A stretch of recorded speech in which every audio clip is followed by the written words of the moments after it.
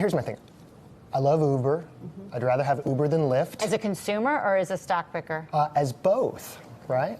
And I'm not exactly so bearish on the Uber story. Now I said I'd like to buy it at a $50 or $60 billion market cap, and that could easily happen. They could screw something up, and it could come down there for 2 minutes.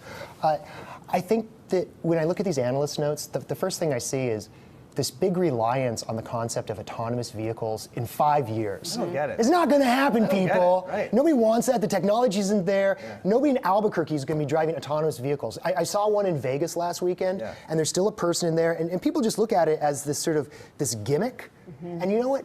In 10 or 20 years, fine. But when we're basing market caps on that, what we really need to be basing on is when are we going to start having actual revenues you don't have to pay for? Well, so let's talk about the case that everyone makes with these companies, Lee, which is especially Uber, which is the eats business, right? I mean, Albuquerque, pretty dense city, but less dense than New York. What's the food delivery scene like out there? Because in New York, I don't see a lot of opportunity for monetizing that because you are paying for users in this kind of market, and I think that's the case in LA as well.